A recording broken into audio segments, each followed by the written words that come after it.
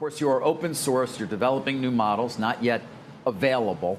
And you, at least according to reports, have raised a lot of money. I mean, I'm hearing as much as $2 billion, valuing the company before that at $25 billion. Investors such as NVIDIA, perhaps even JP Morgan. And can you confirm any of that? That's correct. We've raised a significant round of funding to build great frontier American open models and deploy them into sovereign AI deployments. We are thrilled to welcome some new investors onto the cap table, including JP Morgan from their strategic initiative group. So that's one run by Todd Coombs, I think, isn't it? That's correct. Came over from Berkshire. Yeah. That's correct. Why are they involved? So I think broadly, where we are today is that open intelligence matters both to America as a country and to large enterprises.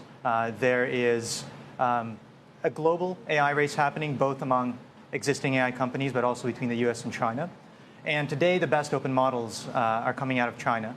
And as a result, global AI adoption is actually very much kind of being built on top of Chinese models, including American companies. And that's great. But we wish to build a thriving AI ecosystem that has a lot of competition and a lot of players. And we're building the counterbalance to that, building great open models here in America.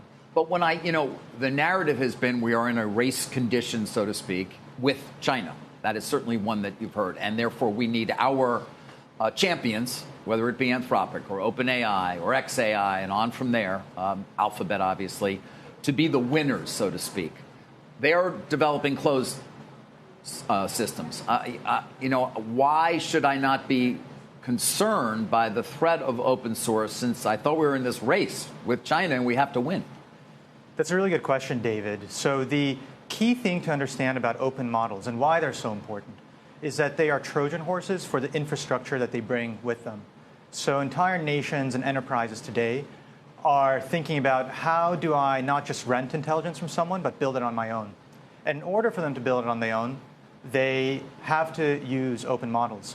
And so when a country or an enterprise is making a decision about which model to use, they'll pick the best open model out there, which tends to be Chinese, but then they'll get locked into all the infrastructure around it as well, the chips, the software. And so that's the race as it pertains to US versus China. It's not just about the models, it's the entire stack and ecosystem. And is that happening now? Are we seeing the Chinese open models, even though they may be behind, so to speak, in terms of where they are in sophistication of the model, are we seeing sovereigns adopt them at a rapid rate, more rapidly perhaps than any offering from the U.S.? Certainly. So what we're seeing in the sovereign deals that we're going into is that it's now becoming a necessary condition for other countries and large enterprises when they're adopting a model that it's open, because that's the only way to ensure that they own that model fully rather than renting it out. Because if you're renting it out, it could be shut down for you, right? It's out of your control.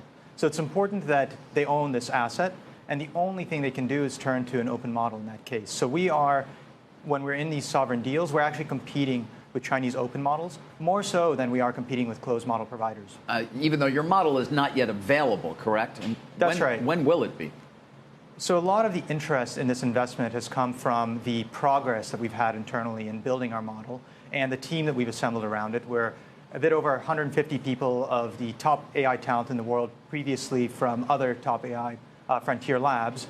And this momentum in the model building research progress and some of the commercial deals that we've been able to get into has spurred this interest. Now, these things are hard to build.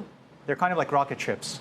And so you can build a small rocket ship, but that's not really going to impress anyone.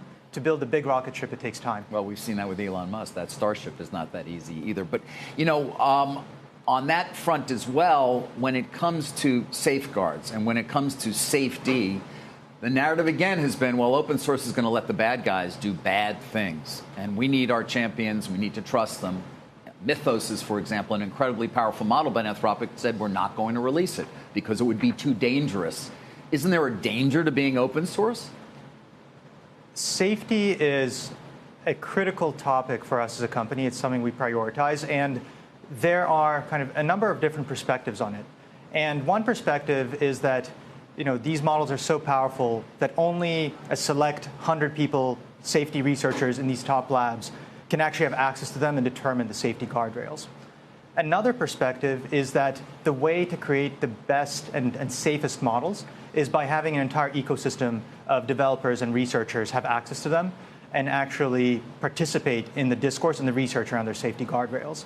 And so what we believe open models will do is provide that ecosystem with artifacts that they can study and enable an entire ecosystem of researchers to participate in the safety discourse.